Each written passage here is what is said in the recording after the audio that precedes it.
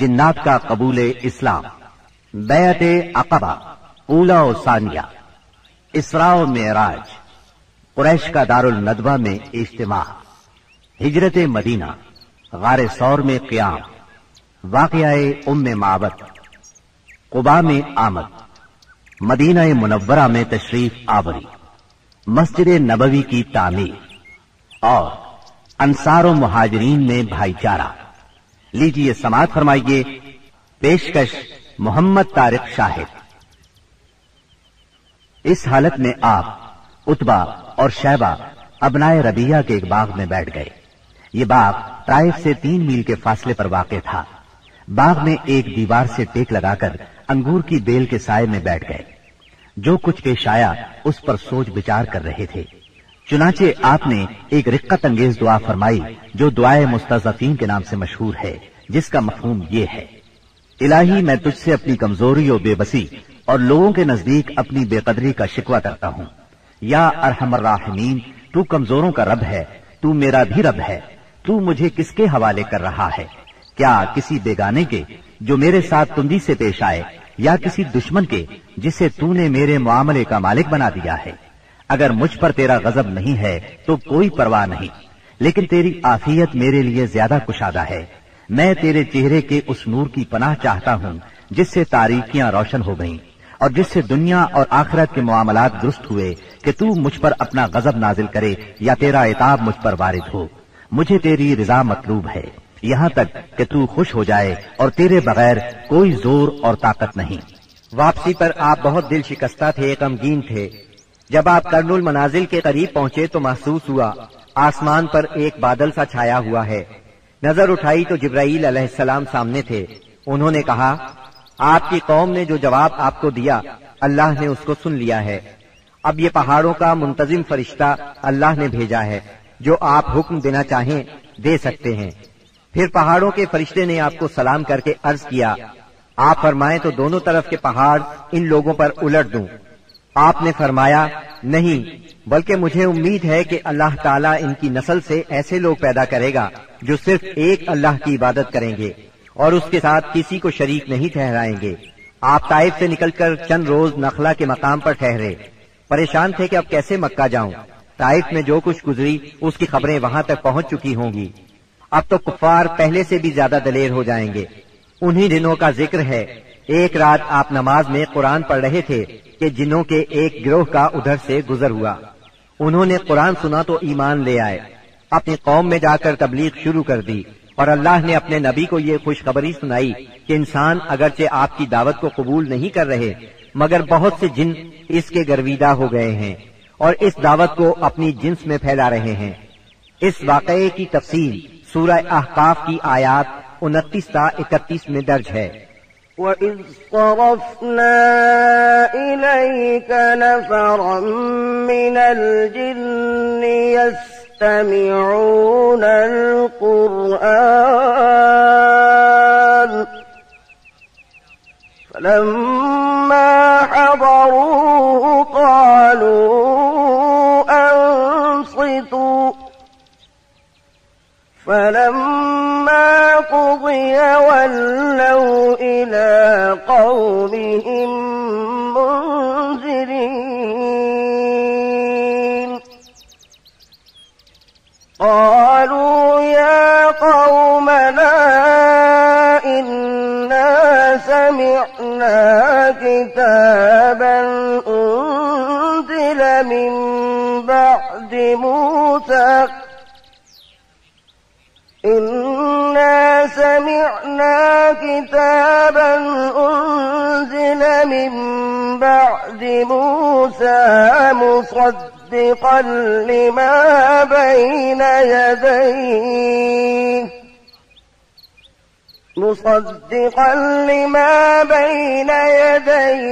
يَهْدِي إِلَى الْحَقِّ وَإِلَى طَرِيقٍ مستقيم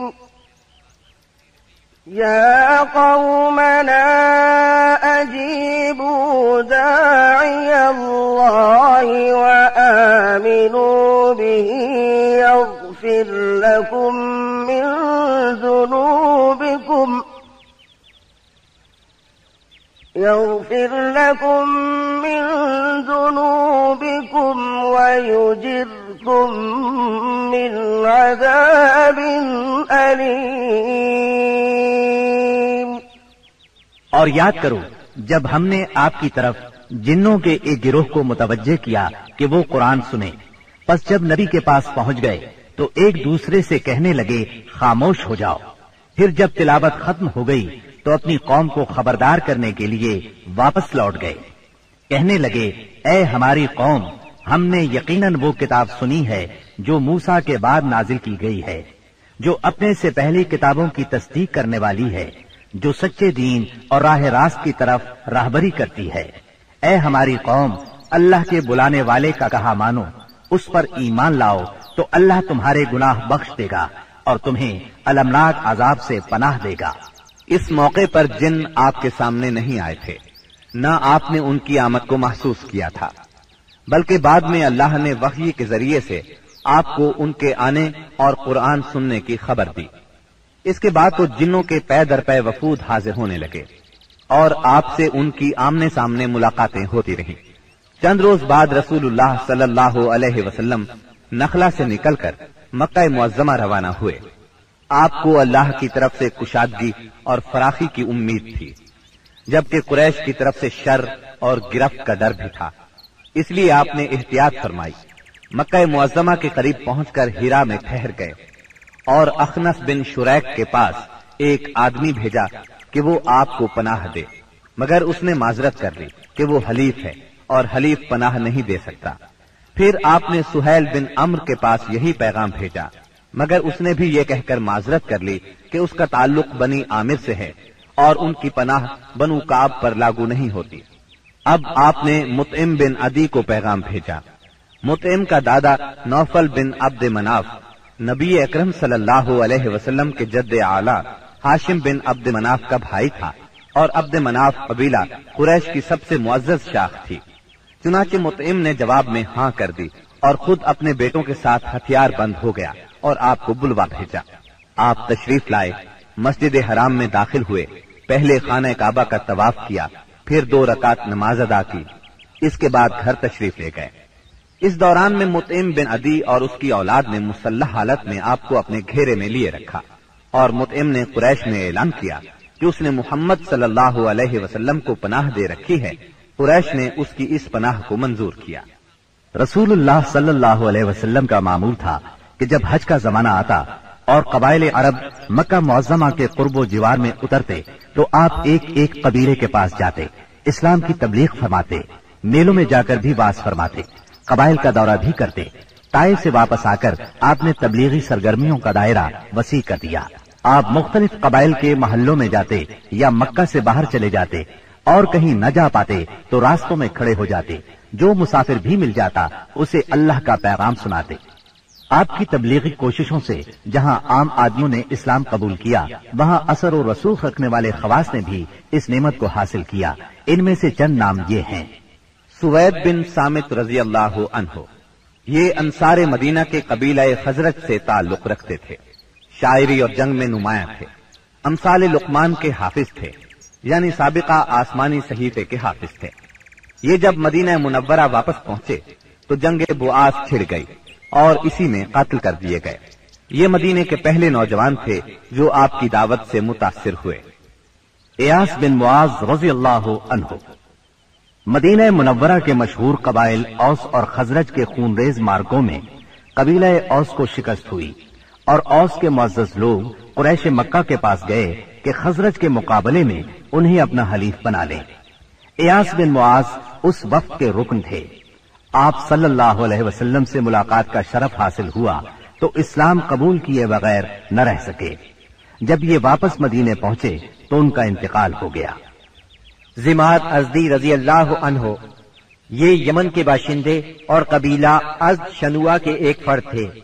اہل عرب میں جھاڑ پھونک اور تعویذ گنڈے کے لیے مشہور تھے۔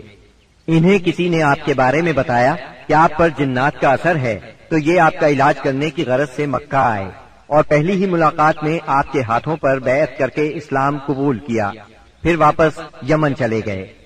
طفیل بن عمرو دوسی رضی اللہ عنہ، یہ یمن کے قبیلے دوس کے سردار تھے. وہاں ان کی ایک طرح سے حکومت تھی. خود شاعر تھے, بہت ذہین تھے. مکہ میں ان کی آمد پر اہل مکہ نے شہر سے باہر نکل کر ان کا استقبال کیا. آپ سے ملاقات کا شرف حاصل ہوا. آپ نے اسلام کی تعلیمات سنائی, قرآن کریم کی بعض آیات کی تلاوت فرمائی. اللہ کے کلام کے اثر سے وہ بھی ایمان لے آئے. ابو ذر غفاری رضی اللہ عنہ یہ یثرب کے اطراف میں رہنے والے تھے. رسول اللہ صلی اللہ علیہ وسلم سے ملنے کی خواہش میں پیدل چل کر مکہ معظمہ پہنچے. سیدنا علی رضی اللہ عنہ کے ساتھ آپ کی خدمت میں پہنچے. آپ نے انہیں اسلام کی تلقین کی. ابو ذر اسی وقت مسلمان ہو گئے. آپ نے ان سے فرمایا, ابو ذر ابھی اس بات کو پوشیدہ رکھو اور اپنے علاقے میں واپس چلے جاؤ. جب تمہیں ہمارے ظہور کی خبر مل جائے تو موقع دیکھ کر آ جانا. سیدنا ابو ذر غفاری رضی اللہ عنہ نے عرض کیا, پہلے تو اس خیال سے اپنے مکہ آنے کا مقصد چھپایا تھا کہ کہیں دشمنوں کے ہاتھ نہ لگ جاؤں اور سیدھا آپ کی خدمت میں نہ پہنچ سکوں. اب کیا ڈر ہے, میں تو اب کفار کے درمیان اسلام کا اعلان کر کے ہی وطن جاؤں گا. چنانچہ ابو ذر غفاری رضی اللہ عنہ کعبے میں آئے. وہاں قریش موجود تھے. ان کے اجتماع میں بلند آواز سے کلمہ شہادت پڑھا. بس پھر کیا تھا, کفار پکار اٹھے, مارو اس بے دین کو. کفار چاروں طرف سے ان پر ٹوٹ پڑے, انہیں نیچے گرا لیا اور خوب مارا. سیدنا عباس رضی اللہ عنہ نے دیکھ لیا, پکار اٹھے, یہ تو قبیلہ غفار کا آدمی ہے. جہاں تم تجارت کے لیے جاتے ہو اور کھجوریں لاتے ہو, اگر یہ مر گیا تو تم تجارت کے لیے اس طرف نہیں جا سکو گے. یہ سن کر انہوں نے ابو ذر کو چھوڑ دیا. دوسرے دن وہ پھر خانہ کعبہ پہنچے اور بلند آواز سے کلمہ پڑھا. قریش نے پھر مارا. آخر چند روز بعد ابو ذر واپس اپنے گھر چلے گئے. یہ پہلے صحابی ہیں جنہوں نے اسلام کا کلمہ بلند آواز میں پڑھ کر خانہ کعبہ میں کفار سے مار کھائی اور اسلام کے لیے ہر سختی کو خوشی سے برداشت کیا. نبوت کے 11ویں سال موسم حج میں یعنی جولائی 620 عیسوی میں اسلام کو چند کارآمد بیج مل گئے. وہ دیکھتے ہی دیکھتے سرسبز و شاداب درخت بن گئے. ان کی لطیف اور گھنی چھاؤں میں بیٹھ کر مسلمانوں نے برسوں کے ظلم و ستم کی تپش سے نجات پائی. انہیں راحت نصیب ہوئی. ان حضرات کے نام یہ ہیں: اسعد بن زرارہ, اوف بن حارث بن رفاعہ, یہ اوف بن افرا کے نام سے مشہور تھے. رافع بن مالک بن اجلان, قطبہ بن عامر بن حدیدہ, عقبہ بن عامر بن نادی اور جابر بن عبداللہ بن ریاض. یہ لوگ 11 نبوت میں حج کے لیے آنے والوں کے ہمراہ آئے تھے. چنانچہ یہ لوگ مینا کی گھاٹی میں رات کے وقت باتیں کر رہے تھے کہ رسول اللہ صلی اللہ علیہ وسلم کا گزر اس طرف سے ہوا. آپ نے آواز سنی تو ان کا رخ کیا. ان کے نزدیک پہنچ کر فرمایا, آپ کون لوگ ہیں؟ وہ بولے, ہم قبیلہ خزرج کا ایک گروہ ہیں. آپ نے فرمایا, یعنی یہود کے حلیف؟ وہ بولے, ہاں, آپ ٹھیک سمجھے. اس پر آپ نے فرمایا, تو پھر کیوں نہ آپ حضرات سے بیٹھ کر کچھ بات چیت کی جائے؟ انہوں نے کہا, ضرور, کیوں نہیں, تشریف رکھیے. چنانچہ آپ صلی اللہ علیہ وسلم وہاں ان کے پاس بیٹھ گئے. آپ نے ان پر اسلام کی حقیقت واضح کی, قرآن کی تلاوت کی اور اللہ عز و جل کی طرف دعوت دی.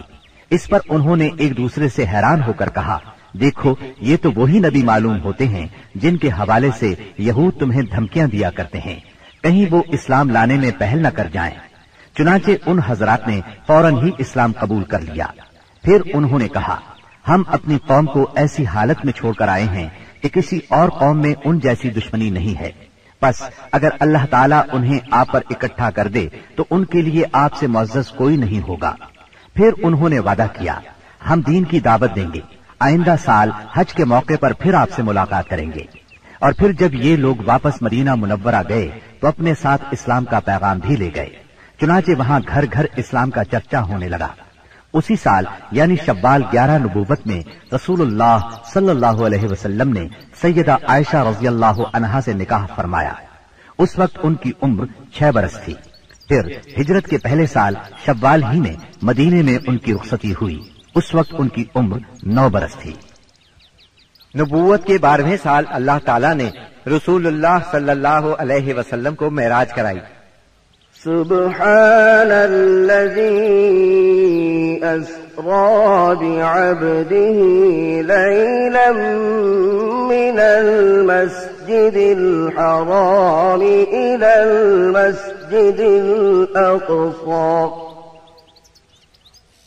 من المسجد الحرام إلى المسجد الأقصى الذي باركنا حوله لنريه من آياتنا إنه هو السميع البصير۔ پاک ہے وہ ذات جس نے اپنے بندے کو راتوں رات مسجد حرام سے مسجد اقصی تک کی سیر کرائی، جس کے گرد ہم نے برکت دے رکھی ہے تاکہ اسے ہم اپنی نشانیاں دکھائیں۔ بے شک وہ خوب سننے والا، خوب دیکھنے والا ہے۔ اس راہ سے مراد ہے راتوں رات نبی کریم صلی اللہ علیہ وسلم کا مکے سے بیت المقدس تشریف لے جانا، اور معراج سے مراد ہے عالم بالا میں تشریف لے جانا۔ یہ واقعہ جسم اور روح سمیت پیش آیا۔ واقعہ معراج کا خلاصہ یہ ہے کہ آپ اس شب عتیم یا ہجر کعبہ میں آرام فرما رہے تھے۔ اس وقت آپ بیداری اور نیند کی ملی جلی حالت میں تھے۔ ایسے میں جبرائیل علیہ السلام تشریف لائے۔ انہوں نے آپ کے سینہ مبارک کو چاک کیا اور آب زمزم سے دھو کر ایمان اور حکمت سے بھر دیا۔ پھر آپ کے سامنے سواری کے لیے براق لایا گیا، جو گھوڑے سے قدرے چھوٹا سفید رنگ کا جانور تھا۔ اس کی تیز رفتاری کی وجہ سے اسے براق کا نام دیا گیا۔ اس کا قدم جہاں تک نظر جاتی تھی وہاں پڑتا تھا۔ اس پر سوار ہو کر آپ بیت المقدس تشریف لے گئے، مسجد اقصی میں داخل ہوئے، 2 رکعت نماز ادا کی، اس میں تمام انبیاء کی امامت کرائی۔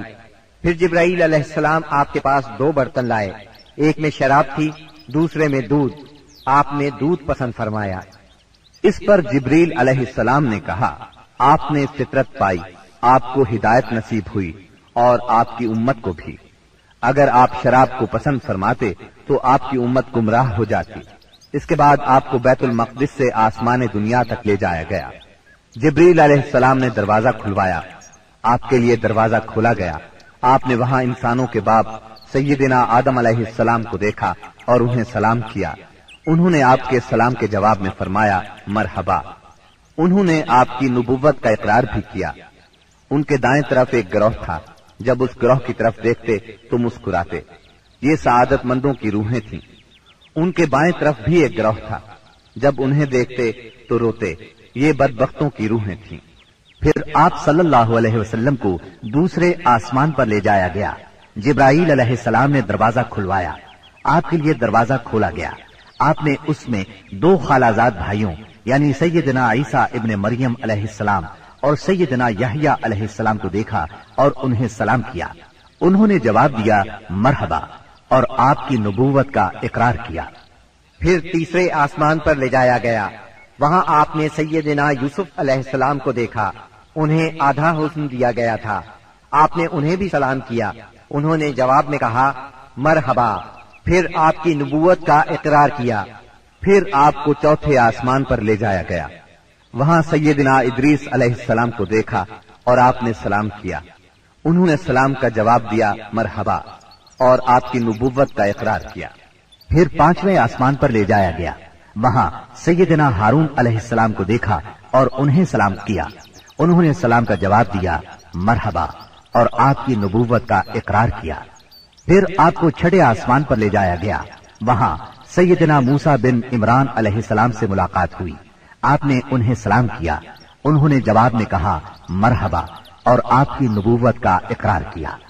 اس کے بعد آپ کو 7ویں آسمان پر لے جایا گیا۔ وہاں آپ کی ملاقات ابراہیم علیہ السلام سے ہوئی۔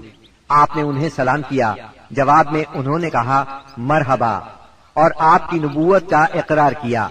وہ اپنی پشت بیت معمور سے لگائے ہوئے تھے، جس میں روزانہ 70,000 فرشتے داخل ہوتے ہیں اور وہاں ان کے پلٹنے کی باری نہیں آتی۔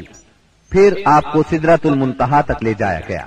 اس کے پتے ہاتھی کے کان جیسے اور پھل بڑے کنڈوں یا ٹھیلوں جیسے تھے۔ پھر اس پر سونے کے پتنگے چھا گئے اور اللہ کے حکم سے جو کچھ چھانا تھا چھا گیا۔ اس سے وہ سدرہ یعنی بیری کا درخت تبدیل ہو کر اتنا خوبصورت ہو گیا کہ اللہ کی کوئی مخلوق اس کا حسن بیان کرنے کی تاب نہیں رکھتی۔ پھر آپ کو جبار جل جلالہ کے حضور لے جایا گیا اور آپ باری تعالیٰ کے اتنے قریب ہو گئے کہ 2 کمانوں کے برابر یا اس سے بھی کم فاصلہ رہ گیا۔ उस वक्त अल्लाह ने आप पर और आपकी उम्मत पर दिन रात में 5 नमाजें फर्ज फरमाई। इसमें शक नहीं कि नमाज एलान नबूवत के साथ ही फर्ज हो गई थी, मगर उस वक्त सिर्फ फज्र और असर की 2 नमाजें फर्ज हुई थी। चुनाचे आप भी 2 नमाजें अदा फरमाते रहे और मुसलमान होने वालों को भी 2 नमाजों ही की तालीम देते रहे, यहाँ तक कि इस मौके पर 5 नमाजें फर्ज हुई। अकीदा तौहीद के बाद नमाज ही इस्लाम का वो पहला अजीम रुकन है जो मुसलमानों पर सबसे पहले फर्ज होता है और सबसे आखिर तक फर्ज रहता है। नमाज की फर्जियत सेहत और बीमारी, खुशी और गमी, सफर और हज्र और खौफ और खतर गरज किसी भी हालत में मुसलमान से साकित नहीं होती। मौसम, जगह की तब्दीली और कोई बीमारी ऐसी नहीं जिसमें मुसलमान को नमाज की मुआफी हो। नबी अकरम सल्लल्लाहु अलैहि वसल्लम ने फरमाया, नमाज मेरी आंखों की ठंडक और दिल का सुरूर है। फिर इसी रात नबी सल्लल्लाहु अलैहि वसल्लम मक्का मुकर्रमा वापस तशरीफ ले आए।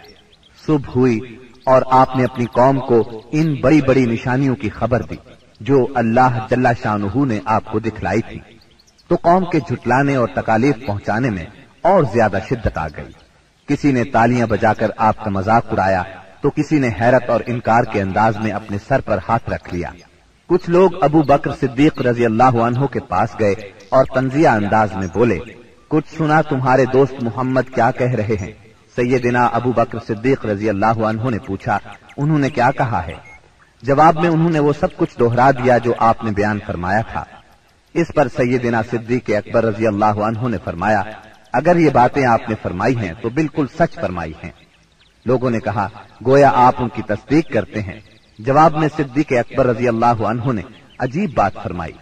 कहने लगे, मैं तो इससे भी दूर की बात पर आपकी तस्दीक करता हूँ। आसमान से सुबह शाम जो खबरें आती हैं मैं उनमें भी आपको सच्चा जानता हूँ। उनके इसी जवाब पर उनका लक़ब सिद्दीक मशहूर हुआ। उधर कुफ्फार ने आपका इम्तिहान लेने का प्रोग्राम बनाया। पूछा, आप बैतुल मक़दिस के बारे में तफसील से बताएं।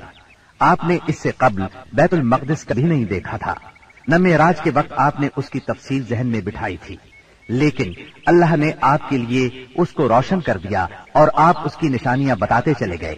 आपने एक एक दरवाजे और एक एक जगह की तफसील बयान फरमा दी और वो आपकी कोई बात झुटला न सके, इसलिए कि उन्होंने तो 12 बैतुल मक़दिस देखा था। वो सिर्फ इतना कह सके। जहां तक निशानियों का ताल्लुक है वो आपने दुरुस्त बताई है। फिर उन्होंने एक काफिले के बारे में सवाल किया। वो काफिला मुल्क शाम से मक्का मुअज़्ज़मा की तरफ आ रहा था। आपने उस काफिले के ऊंटों की तादाद, काफिले की दूसरी तफसील और मक्का पहुंचने का वक्त और जो ऊंट सबसे आगे आ रहा था उसकी मुकम्मल खबर उन्हें दे दी। फिर जो तफसील आपने काफिले की बयान फरमाई थी वो बिल्कुल उसी के मुताबिक मक्का मुअज़्ज़मा में दाखिल हुआ, लेकिन वो जालिम फिर भी आप पर ईमान न लाए, अपने कुफ्र ही पर डटे रहे। हम बता चुके हैं कि नबूवत के 11वें साल मौसम हज में यसरिब के 6 आदमियों ने इस्लाम कबूल कर लिया था और रसूलुल्लाह सल्लल्लाहु अलैहि वसल्लम से वादा किया था कि अपनी कौम में जाकर आपकी रिसालत की तबलीग करेंगे। इसका नतीजा ये हुआ कि अगले साल जब मौसम हज आया, यानी जिल हज 12 नबवी बमुताबिक जुलाई 621 ईस्वी, तो 12 आदमी हाजिर हुए। उनमें 10 हजरत से और 2 औस से थे। हजरत के 10 में से जाबिर बिन अब्दुल्ला बिन रियाब को छोड़कर बाकी 5 तो वही थे जो पिछले साल आ चुके थे, जबकि नए 5 ये थे, मुआज बिन हारिस यानी मुआज बिन अफरा, जकवान बिन अब्दुल कैस, उबादा बिन सामित, यजीद बिन सालबा, अब्बास बिन उबादा बिन नजला और औस के 2 आदमी अबुल हैसम बिन अत्तय्यहान और उवैम बिन साइदा थे। ये लोग मिना की घाटी में रसूलुल्लाह सल्लल्लाहु अलैहि वसल्लम के साथ जमा हुए। अक़बा की इस बैत की तफसील सही बुखारी में सैयदना उबादा बिन सामित रजी अल्लाह अन्हो से मरवी है। वो बयान करते हैं कि रसूलुल्लाह सल्लल्लाहु अलैहि वसल्लम ने फरमाया, आओ मुझसे इस बात पर बैत करो कि अल्लाह के साथ किसी चीज को शरीक नहीं करोगे, चोरी नहीं करोगे, जिना नहीं करोगे, अपनी औलाद को कत्ल नहीं करोगे, अपने हाथ पांव के दरमियान से घड़कर कोई बहतान नहीं लाओगे और किसी भली बात में मेरी नाफरमानी नहीं करोगे। जो शख्स ये सारी बातें पूरी करेगा तो उसका अज्र अल्लाह के पास है, और जो शख्स इनमें से किसी चीज का इर्तिकाब कर बैठा پھر اسے دنیا ہی میں اس کی سزا دی گئی تو یہ اس کے لیے کفارہ ہوگی، اور جو شخص ان میں سے کسی چیز کا ارتکاب کر بیٹھا پھر اللہ نے اس پر پردہ ڈال دیا تو اس کا معاملہ اللہ کے حوالے ہے، وہ چاہے تو سزا دے چاہے تو معاف کر دے۔ سیدنا عبادہ فرماتے ہیں کہ ہم نے اس پر آپ سے بیعت کی۔ بیعت پوری ہو گئی اور حج ختم ہو گیا تو نبی کریم صلی اللہ علیہ وسلم نے ان کے ساتھ مصعب بن عمیر رضی اللہ عنہ کو روانہ فرمایا تاکہ وہ لوگوں کو قرآن پڑھائیں اور دین سکھائیں۔ سیدنا مصعب بن عمیر رضی اللہ عنہ نے ابو امامہ اسعد بن زرارہ رضی اللہ عنہ کے گھر قیام فرمایا، پھر دونوں اسلام کی تبلیغ کے لیے سرگرم ہو گئے۔ اس کے بعد اگلے سال موسم حج سے پہلے مصعب بن عمیر رضی اللہ عنہ بہت سی کامیابیوں کی بشارتیں لیے مکہ معظمہ واپس آ گئے۔ موسم حج 13 نبوت میں یثرب کے 70 سے زیادہ مسلمان حج کی ادائیگی کے لیے مکہ تشریف لائے۔ یہ اپنی قوم کے مشرک حاجیوں میں شامل ہو کر آئے تھے۔ مسلمانوں نے طے کیا کہ رسول اللہ صلی اللہ علیہ وسلم کو مدینہ منورہ آنے کی دعوت دیں گے، چنانچہ یہ لوگ ایام تشریق کے درمیانے روز یعنی 12 ذی الحجہ کو رات کے وقت جمرہ عقبہ کے پاس گھاٹی میں جمع ہوئے۔ یہ کل 75 آدمی تھے، 62 خزرج کے اور 11 اوس کے، ان کے ساتھ 2 عورتیں بھی تھیں، اور یہ اجتماع بالکل خفیہ طریقے سے ہوا۔ نبی اکرم صلی اللہ علیہ وسلم اپنے چچا سیدنا عباس رضی اللہ عنہ کے ساتھ ان لوگوں کے پاس پہنچے۔ سیدنا عباس رضی اللہ عنہ ابھی تک مسلمان نہیں ہوئے تھے، لیکن اپنے بھتیجے کے معاملے میں اطمینان چاہتے تھے، اس لیے سب سے پہلے انہوں نے ہی بات کی۔ بولے، رسول اللہ صلی اللہ علیہ وسلم اپنی قوم اور اپنے شہر میں عزت اور حفاظت کے ساتھ ہیں، لہٰذا اگر تمہارا یہ خیال ہے کہ تم انہیں جس چیز کی طرف بلا رہے ہو اسے نبھاؤ گے اور انہیں ان کے مخالفین سے بچا لو گے تو تم نے جو ذمہ داری اٹھائی ہے اسے اچھی طرح جان لو، ورنہ ابھی سے انہیں چھوڑ دو۔ ان کے جواب میں اہل یثرب کے ترجمان سیدنا برا بن معرور رضی اللہ عنہ نے کہا، ہم رسول اللہ صلی اللہ علیہ وسلم سے سچے دل سے وفاداری کا ارادہ رکھتے ہیں، اپنی جانیں ان پر نچھاور کر دیں گے، لہٰذا اے اللہ کے رسول آپ بات کیجئے اور اپنے رب کے لیے اور اپنے لیے جو عہد و پیمان پسند ہو لے لیجئے۔ اس کے بعد رسول اللہ صلی اللہ علیہ وسلم نے گفتگو فرمائی، آپ نے قرآن کریم کی تلاوت فرمائی، پھر ان حضرات کو اللہ کی طرف دعوت دی، اسلام کی طرف رغبت دلائی اور اپنے رب کے لیے عہد دیا۔ فرمایا، تنہا اسی کی عبادت کرو اور اس کے ساتھ کسی کو شریک نہ کرو۔ اس پر اہل یثرب نے کہا، ہم کس چیز پر آپ سے بیعت کریں؟ نبی کریم صلی اللہ علیہ وسلم نے فرمایا، چستی اور سستی ہر حالت میں بات سنو گے اور مانو گے، تنگی اور خوشحالی ہر حال میں مال خرچ کرو گے، بھلائی کا حکم دو گے اور برائی سے روکو گے، اللہ کے راستے میں اٹھ کھڑے ہوگے اور اس سلسلے میں کسی ملامت کرنے والے کی ملامت کی پرواہ نہیں کرو گے، اور جب میں تمہارے پاس آ جاؤں تو میری مدد کرو گے، اور جس چیز سے اپنی جان اور اپنے بال بچوں کی حفاظت کرتے ہو اسی سے میری حفاظت کرو گے اور تمہارے لیے جنت ہے۔ سیدنا عبادہ رضی اللہ عنہ فرماتے ہیں کہ ہم نے آپ سے اس بات پر بھی بیعت کی کہ حکومت کے بارے میں اہل حکومت سے جھگڑا نہیں کریں گے۔ اس پر سیدنا برا بن معرور رضی اللہ عنہ نے آپ کا ہاتھ پکڑا اور عرض کیا، ہاں اس ذات کی قسم جس نے آپ کو حق کے ساتھ بھیجا ہے، ہم یقیناً اس چیز سے آپ کی حفاظت کریں گے جس سے اپنے بال بچوں کی حفاظت کرتے ہیں، لہٰذا آپ ہم سے بیعت لیجئے۔ اتنے میں سیدنا ابو الحسن بن تیہان رضی اللہ عنہ نے بات کاٹتے ہوئے کہا، اے اللہ کے رسول، ہمارے اور کچھ لوگوں کے درمیان عہد و پیمان کی رسیاں ہیں اور اب ہم ان رسیوں کو کاٹنے والے ہیں، تو کہیں ایسا نہ ہو کہ ہم تو یہ رسیاں کاٹ ڈالیں، ادھر اللہ آپ کو غلبہ عطا کر دے تو آپ ہمیں چھوڑ کر اپنی قوم میں آ جائیں۔ یہ سن کر آپ مسکرائے، پھر فرمایا، نہیں بلکہ آپ لوگوں کا خون میرا خون اور آپ لوگوں کی بربادی میری بربادی ہے۔ میں آپ لوگوں سے ہوں اور آپ لوگ مجھ سے ہیں، جس سے آپ جنگ کریں گے میں بھی اس سے جنگ کروں گا، جس سے آپ صلح کریں گے میں بھی اس سے صلح کروں گا۔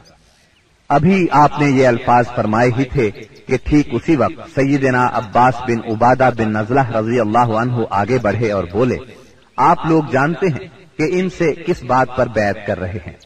इनसे सुर्ख व सियाह यानी सारे इंसानों से जंग पर बैत कर रहे हैं।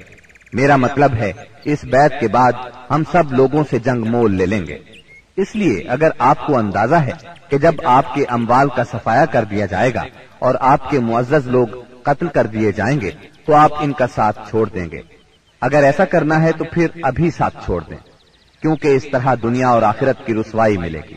और अगर आप लोगों का ख्याल ये है कि माल की तबाही और मुअज्जज लोगों के कत्ल के बावजूद अहद निभाएंगे तो फिर इन्हें ले लीजिए, क्योंकि ये अल्लाह की कसम दुनिया और आखिरत की भलाई है।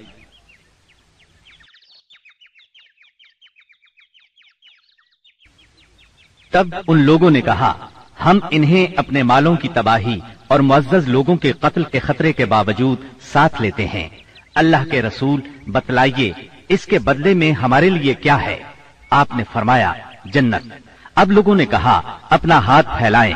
आपने हाथ फैला दिया। सब लोग बैत के लिए लपके, मगर ऐन उस लम्हे आपका हाथ असद बिन जुरारा रज़ी अल्लाह अन्हु ने पकड़ लिया और कहा, अहले यस्रिब, जरा ठहरो, हम आपकी खिदमत में लंबा सफर करके इस यकीन के साथ हाजिर हुए हैं कि आप अल्लाह के रसूल हैं। आज आपको यहाँ से ले जाने का मतलब है सारा अरब हमारा दुश्मन हो जाएगा। हमें अपने सरदारों का कत्ल और तलवारों के वार बर्दाश्त करना होंगे। अब अगर आप सब लोग ये बात बर्दाश्त करने के लिए तैयार हैं तो इन्हें ले लें। इस सूरत में आपका अज्र अल्लाह के हां है। और अगर आप लोगों को अपने बारे में कोई अंदेशा है तो इन्हें अभी छोड़ दें। ये उज्र अल्लाह के नजदीक ज्यादा काबिल कबूल होगा। ये सुनकर लोगों ने कहा, असद, अपना हाथ हटाइए। अल्लाह की कसम, ना हम इस बैत को छोड़ सकते हैं ना तोड़ सकते हैं। इसके बाद एक एक आदमी ने उठकर बैत की। राजेह तरीन कौल के मुताबिक सबसे पहले बैत करने वाले खुद असद बिन जुरारा रजी अल्लाह अन्हो थे। एक कौल ये भी है कि सबसे पहले बैत अबुल हैसम बिन तय्यहान ने की। एक तीसरा कौल ये है कि सैयदना बरा बिन मारूर ने सबसे पहले बैत की। दोनों औरतों की बैत सिर्फ जुबान से हुई। इनसे आपने मुसाफहा नहीं फरमाया, बल्कि फरमाया, बस इनकी बैत हो गई, मैं औरतों से मुसाफहा नहीं करता। बैत मुकम्मल हो चुकी तो रसूलुल्लाह सल्लल्लाहु अलैहि वसल्लम ने फरमाया, अपने में से 12 नकीब पेश करें जो अपनी कौम के निगरान होंगे, उनके मुआमलात के जिम्मेदार होंगे। इस पर 9 आदमी खजरज से और 3 आदमी औस से मुंतखब किए गए। जब उनका इंतखाब हो चुका तो रसूलुल्लाह सल्लल्लाहु अलैहि वसल्लम ने फरमाया, आप लोग अपनी कौम के तमाम मुआमलात के जिम्मेदार हैं, जिस तरह ईसा अलैहिस्सलाम के हवारी उनकी तरफ से कफील हुए थे और मैं अपनी कौम यानी मुसलमानों का कफील हूं। उन सब ने एक जुबान होकर कहा, जी हां। तो ये थी दूसरी बैत अक़बा। ये नबी सल्लल्लाहु अलैहि वसल्लम की जिंदगी में अब तक की सबसे बड़ी बैत थी। इस बैत की वजह से हालात का रुख तब्दील हुआ, तारीख ने एक अहम मोड़ लिया। अक़बा की पहली और दूसरी बैत के बाद यस्रिब में मुसलमानों को अमन और पनाह की जगह मिल गई। इसलिए नबी करीम सल्लल्लाहु अलैहि वसल्लम ने मक्के के मुसलमानों को इजाजत दे दी कि वो अपना वतन छोड़कर शहर मदीना हिजरत कर जाएं। मक्का में अब गिनती के चंद मुसलमान रह गए थे। नबी करीम सल्लल्लाहु अलैहि वसल्लम सैयदना अबू बकर सिद्दीक रज़ी अल्लाह अन्हु और सैयदना अली रज़ी अल्लाह अन्हु को खास अहमियत देते थे। इसीलिए कुरैश को अंदाजा था कि अब ये तीनों भी मदीने चले जाएंगे। इन्हें मुसलमानों की मदीना मुनव्वरा की तरफ हिजरत और वहां इनके इज्तिमा से अपने दीन, अपनी तिजारत और अपने वजूद के लिए भी खतरा महसूस हुआ। चुनाचे वो 26 सफर 14 नबूवत बमुताबिक 16 सितंबर 22 ईस्वी जुमेरात के दिन पहले पहर गौर खौस के लिए दारुन नदवा में जमा हुए। इस इज्तिमा में कुरैश के करीबन सभी सरदार मौजूद थे। इब्लीस भी नजद के एक शेख जलील की सूरत में इजाजत लेकर इनमें शरीक हुआ। इन सब लोगों को असल मसला पेश किया गया। सब ने अपने अपने अंदाज में और अपनी अपनी अक्ल के मुताबिक तजवीज पेश की, लेकिन हर तजवीज में कोई न कोई खामी महसूस हुई। इसलिए तमाम तजावीज रद्द कर दी गईं। अब अबू जहल ने कहा, इसके बारे में मेरी एक राय है। मैंने देखा है कि तुम अब तक इस पर नहीं पहुंचे। वो राय ये है कि हम हर कबीले से एक मजबूत, साहिब नसब और बांका जवान मुंतखब करें। इनमें से हर एक को एक एक तलवार दें। इसके बाद सब के सब उस शख्स का रुख करें और उसे एक ही वार में इस तरह कत्ल करें कि सबकी तलवारें उस पर पड़े। इस तरह उसका खून सारे कबाइल में बिखर जाएगा और अब्द मनाफ सारे कबीलों से जंग नहीं कर सकेंगे। इसलिए दियत यानी खून बहा लेने पर राजी हो जाएंगे और वो हम इन्हें दे देंगे। शेख नजदी यानी इब्लीस ने फौरन कहा, ये हुई बात जो इस जवान ने कही, राय हो तो ऐसी, बाकी सब बेकार। बाकी लोगों ने भी इस राय को मंजूर किया और फिर इसकी तैयारी में लग गए। अबू जहल के इस शैतानी मंसूबे पर अमल करने के लिए एक रात सब कबीलों के बहादुर हाथों में तलवारें लिए रसूलुल्लाह सल्लल्लाहु अलैहि वसल्लम के घर के चारों तरफ छुप कर खड़े हो गए। ये कुरैश का मक्र था, लेकिन उन्होंने ये मक्र अल्लाह सुब्हानहू व तआला के मुकाबले में किया था। इसलिए अल्लाह ने इस तरह का वार किया कि वो समझ भी न सके।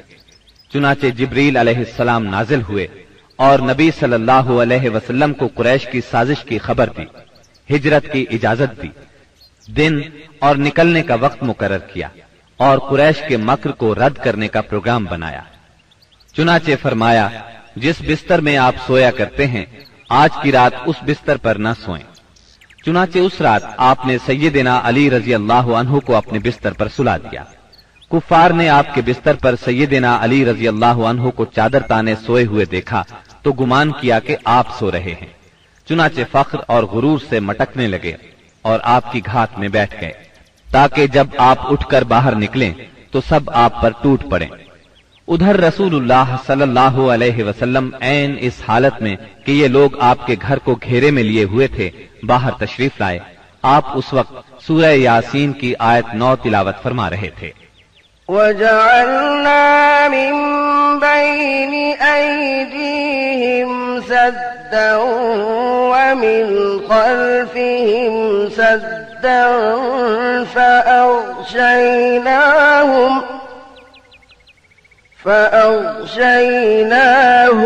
فَهُمْ لَا يُبْصِرُونَ हमने उनके आगे रुकावट खड़ी कर दी और उनके पीछे रुकावट खड़ी कर दी, बस हमने उन्हें ढांक लिया और वो देख नहीं रहे हैं। चुनाचे अल्लाह ताला ने उनकी निगाहें पकड़ लीं और वो आपका कतन एहसास न कर सके। इसके बाद आप अपने घर से उसी वक्त अबू बकर सिद्दीक रजी अल्लाह अन्हो के घर तशरीफ ले गए और उन्हें अल्लाह के हुक्म की खबर दी। अबू बकर सिद्दीक रजी अल्लाह अन्हो पहले ही हिजरत के लिए तैयार थे। चुनाचे उन्होंने अपना तमाम असासा 6000 दिरहम और सत्तुओं का थैला लिया और मकान की एक खिड़की से निकलकर दोनों हजरात ने यमन का रुख किया और फजर की पौ फटने से पहले सौर नामी पहाड़ के एक गार तक जा पहुंचे। कोहे सौर मक्का मुअज्जमा से 5 मील दूर जनूब मगरिब में वाक़े है। इस वीरान पहाड़ में एक तंग गार है। ये गार सौर के नाम से मशहूर है। ये गार अब तक मौजूद है। मक्के से मदीना शिमाल की तरफ है। कुरैश का ख्याल था कि आपने अपना सफर शिमाल ही की तरफ किया होगा, लेकिन आप अपने सफर का आगाज मुखालिफ समत से करके गारे सौर में जा पहुंचे। अबू बकर सिद्दीक रजी अल्लाह अन्हो भी आपके साथ थे, इसलिए उन्हें यार गार कहा जाता है। रसूलुल्लाह सल्लल्लाहु अलैहि वसल्लम अपने यार गार के साथ 3 दिन और 3 रातें गारे सौर में रहे। रात की तारीकी में सैयदना अबू बकर सिद्दीक रजी अल्लाह अन्हो के फर्जंद सैयदना अब्दुल्ला बिन अबी बकर रजी अल्लाह अन्हो दुश्मनों की सरगर्मियों की इत्तलात पहुंचाते रहे। उधर सैयदना अबू बकर सिद्दीक रजी अल्लाह अन्हो के गुलाम आमिर बिन फुहैरा बकरियां चराते रहते और जब रात का एक हिस्सा गुजर जाता तो उन बकरियों को लेकर उनके पास पहुंच जाते। इस तरह दोनों हजरात दूध नोश फरमा लेते। फिर सुबह सवेरे ही आमिर बिन फुहैरा बकरियां हाँक कर चल देते और वो बकरियों को अब्दुल्लाह बिन अबी बकर रजी अल्लाह अन्हु के कदमों के निशानात पर से ले जाते ताकि वो निशानात मिट जाएं। बाकी रहे कुरैश तो उनके जवान रसूलुल्लाह सल्लल्लाहु अलैहि वसल्लम के उठने के इंतजार में घर को घेरे बैठे रहे, यहां तक कि सुबह हो गई। सुबह होने पर जब सैयदना अली रजी अल्लाह अन्हु आपके बिस्तर से उठे तो कुरैश के होश उड़ गए। उन्होंने सैयदना अली रजी अल्लाह अन्हु से आपके बारे में पूछा تو انہوں نے جواب دیا مجھے علم نہیں۔ اس پر انہوں نے سیدنا علی رضی اللہ عنہ کو مارا اور گھسیٹ کر خانہ کعبہ تک لے گئے۔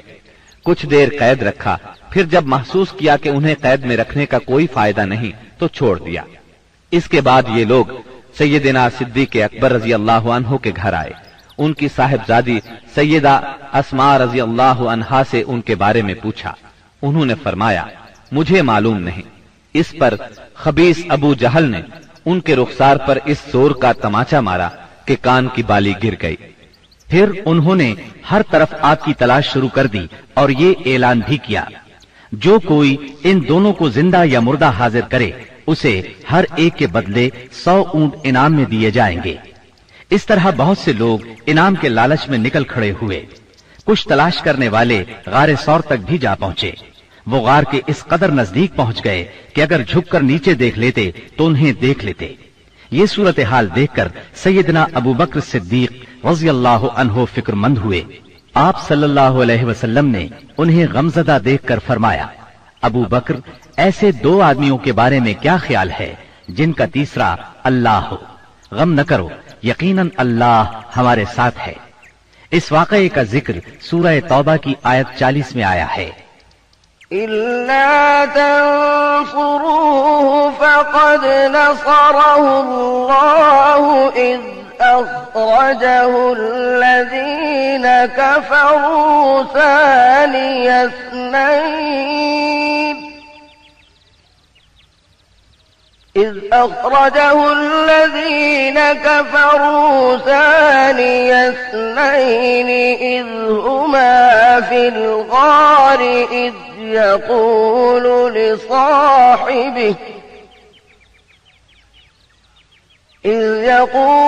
لصاحبه لا تحزن إن الله معنا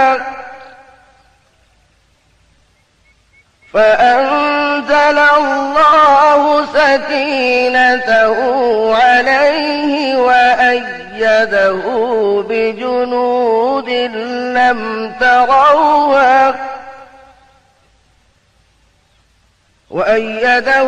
بجنود لم تروها وجعل كلمة الذين كفروا السفلى وكلمة الله هي العليا والله عزيز حكيم۔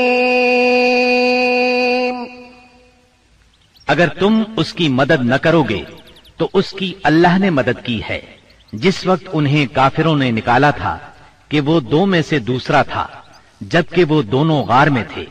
جب وہ اپنے ساتھی سے کہہ رہے تھے کہ تو غم نہ کر، اللہ ہمارے ساتھ ہے، پھر اللہ نے اپنی طرف سے تسکین نازل فرما کر ان لشکروں سے اس کی مدد کی جنہیں تم نے دیکھا ہی نہیں۔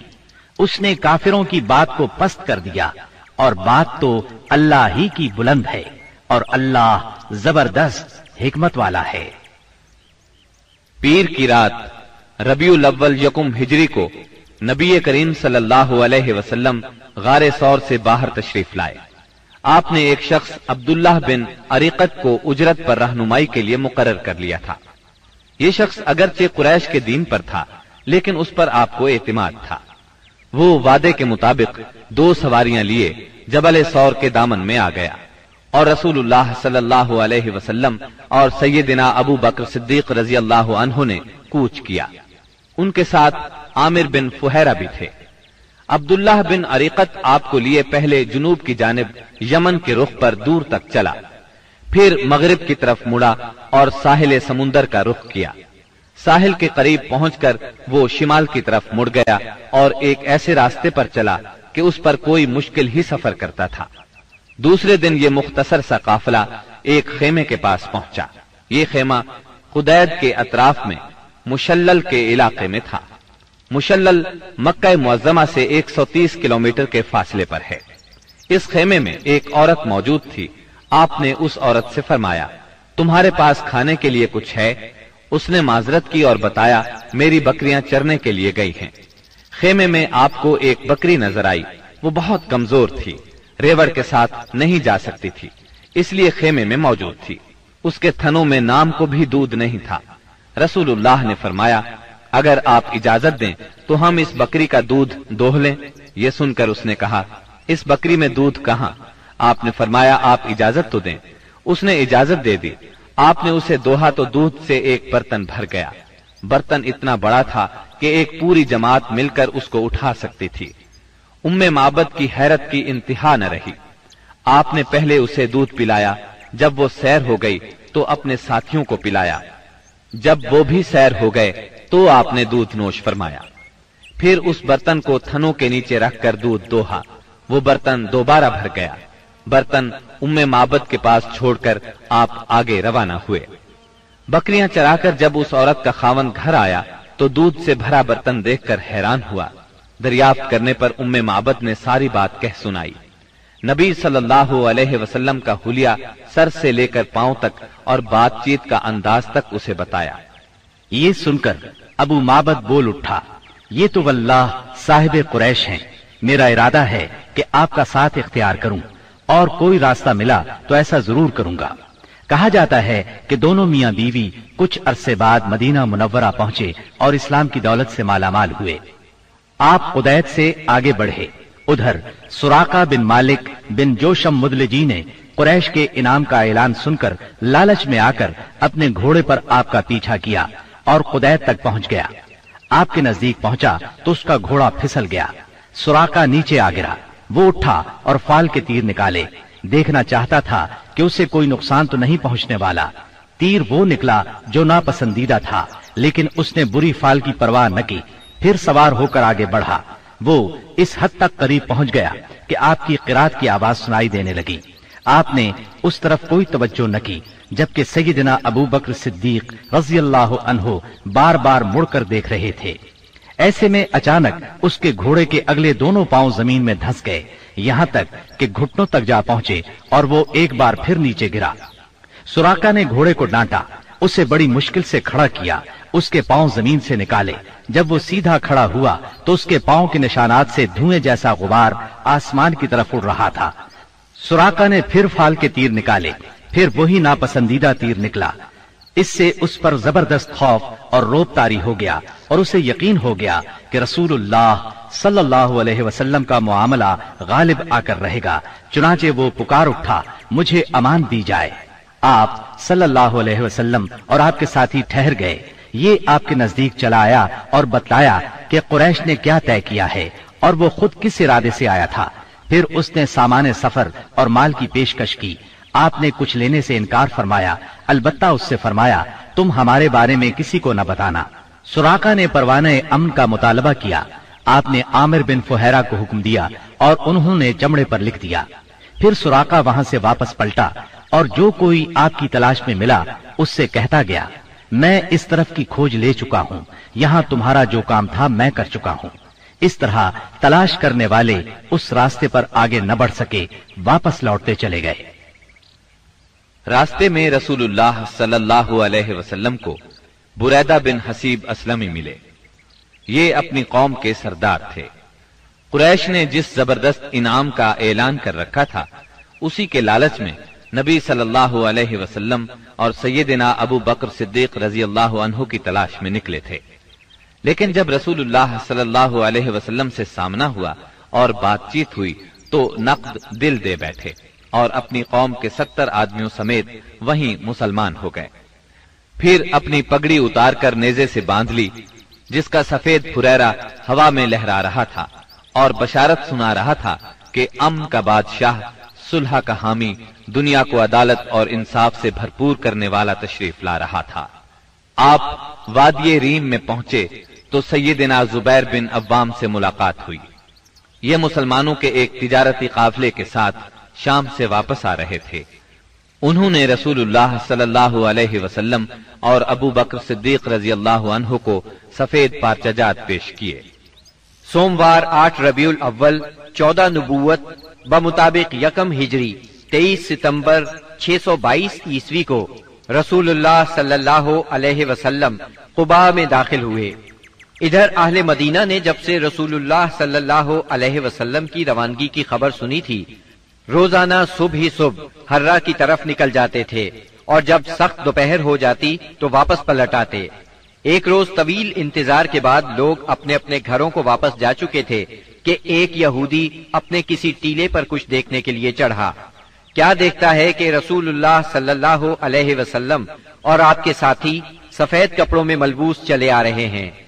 اس نے بے خود ہو کر نہایت بلند آواز سے کہا، عرب کے لوگوں، یہ رہا تمہارا نصیب جس کا تم انتظار کر رہے تھے۔ مسلمانوں نے اس کی آواز سنی تو ہتھیار اٹھا کر استقبال کے لیے دوڑ پڑے۔ سب نے مل کر اللہ اکبر کا نعرہ لگایا۔ پھر یہ لوگ ہرا تک چلے آئے اور وہیں آپ سے ملاقات کی۔ اس کے بعد آپ داہنی جانب مڑ گئے اور قباء میں بنی عمرو بن عوف کی آبادی میں قیام فرمایا۔ آپ سیدنا ابو بکر صدیق رضی اللہ عنہ کے ساتھ دوسرے لوگوں کے درمیان میں بیٹھ گئے۔ اب ہوا یہ کہ جو بھی آتا سیدنا ابو بکر صدیق کو اللہ کا رسول خیال کر کے انہیں سلام کرتا، اس لیے کہ آپ کے بالوں میں سفیدی آ چکی تھی۔ جب اللہ کے رسول صلی اللہ علیہ وسلم پر دھوپ آ گئی اور ابو بکر رضی اللہ عنہ نے آپ کو دھوپ سے بچانے کے لیے چادر تانی تو لوگوں کو معلوم ہوا کہ یہ اللہ کے رسول ہیں۔ اس کے بعد قباء میں آپ نے کلثوم بن حدم رضی اللہ عنہ کے ہاں قیام فرمایا۔ اس سلسلے میں دوسری روایت یہ ہے کہ سعد بن خیثمہ رضی اللہ عنہ کے مکان پر قیام فرمایا۔ وہاں آپ نے 4 دن قیام فرمایا اور مسجد قباء کی بنیاد رکھی اور اس میں نماز پڑھی۔ نبی اکرم صلی اللہ علیہ وسلم نے فرمایا، جو شخص قباء میں 2 رکعت نماز پڑھے اسے عمرے کا ثواب ہوگا۔ نبی کریم صلی اللہ علیہ وسلم کے بعد سیدنا علی رضی اللہ عنہ مکہ مکرمہ میں 3 روز ٹھہرے۔ اس دوران میں مکے کے لوگوں کی جو امانتیں رسول اللہ صلی اللہ علیہ وسلم کے پاس تھیں ان کو ادا کیا، پھر پیدل چل پڑے اور قباء میں رسول اللہ صلی اللہ علیہ وسلم سے آ ملے۔ انہوں نے کلثوم بن حدم رضی اللہ عنہ کے مکان پر قیام کیا۔ رسول اللہ صلی اللہ علیہ وسلم 5ویں دن یہاں سے روانہ ہوئے۔ یہ جمعے کا دن تھا۔ اللہ کے حکم پر روانہ ہوئے۔ ابو بکر صدیق رضی اللہ عنہ آپ کے پیچھے بیٹھے تھے۔ آپ نے اپنے ننھیال بنو نجار کے پاس پیغام بھجوایا۔ وہ لوگ تلواریں لٹکائے حاضر ہوئے۔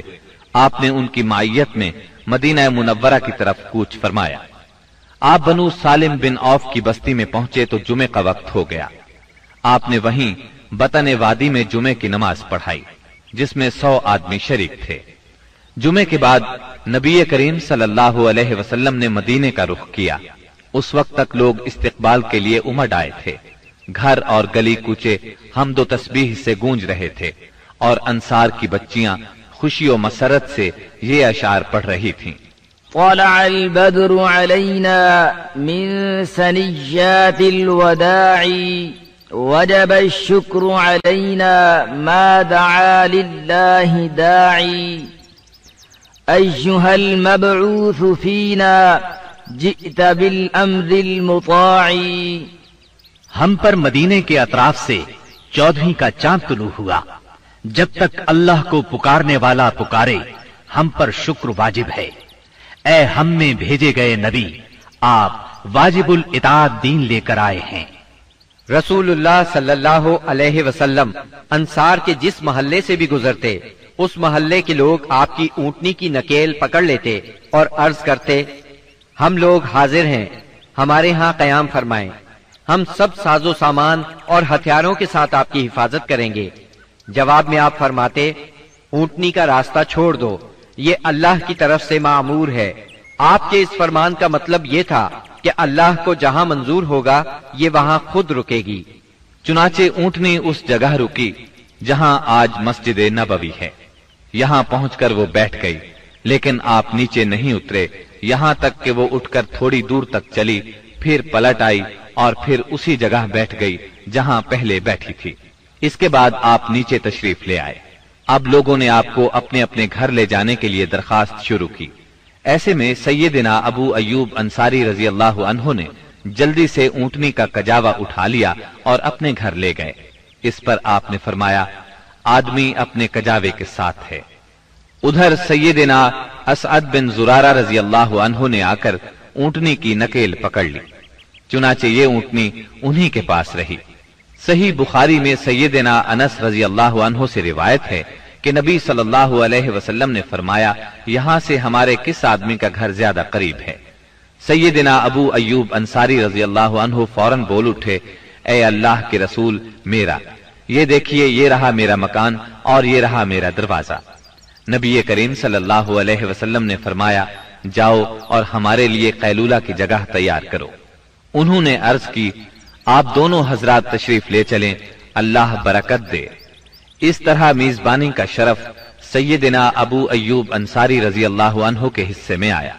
जब रसूलुल्लाह सल्लल्लाहु अलैहि वसल्लम मदीना मुनव्वरा में क़याम पजीर हो चुके तो आपने सैयदना ज़ैद बिन हारिसा और सैयदना अबू राफे रजी अल्लाह अन्हुमा को मक्का मुअज़्ज़मा भेजा।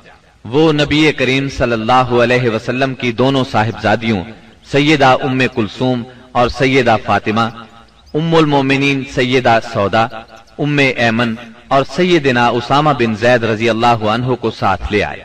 उनके हमराह सैयदना अबू बकर सिद्दीक रजी अल्लाह अन्हु के फर्जंद अब्दुर्रहमान बिन अबी बकर भी अपने घराने के अफराद सैयदा उम्मे रूमान, सैयदा आयशा और सैयदा अस्मा रजी अल्लाह अन्हुन्ना को लेकर मदीना मुनव्वरा आ गए। अब नबी अकरम सल्लल्लाहु अलैहि वसल्लम की मदनी जिंदगी शुरू हुई। इस दौर को 3 हिस्सों में तकसीम किया जा सकता है। पहला दौर, इसमें फितने बपा किए गए, अंदर से रुकावटें खड़ी की गईं और बाहर से आकर दुश्मनों ने मदीना मुनव्वरा को सफ़े हस्ती से मिटाने के लिए चढ़ाइयां की। ये दौर सुलह हुदैबिया ज़ीक़ात 6 हिजरी पर खत्म हो जाता है। दूसरा दौर, इसमें बुत परस्त क़यादत के साथ सुलह हुई। ये दौर फतह मक्का 8 हिजरी पर खत्म होता है। इस दौर में दुनिया के बादशाहों को दीन की दावत दी गई। तीसरा दौर, इसमें अल्लाह की मखलूक दीन में फौज दर फौज दाखिल हुई। इसी दौर में मदीना मुनव्वरा में मुख्तलिफ कौमों और कबीलों के वफूद आए। ये दौर नबी अकरम सल्लल्लाहु अलैहि वसल्लम की हयात मुबारका के आखिरी दिनों तक है, यानी रबीउल अव्वल 11 हिजरी तक। मदीना मुनव्वरा पहुंचने के बाद नबी करीम सल्लल्लाहु अलैहि वसल्लम ने सबसे पहले मस्जिद तामीर करने का फैसला फरमाया। जिस जगह आपकी ऊंटनी बैठी थी वो जगह बनु नज्जार के 2 यतीम बच्चों सहल और सुहेल की थी। आपने इस जमीन पर मस्जिद बनाने का इरादा फरमाया। आपने बनु नज्जार के लोगों को बुला भेजा। वो हाजिर खिदमत हुए तो आपने उनसे मस्जिद की तामीर की बात की।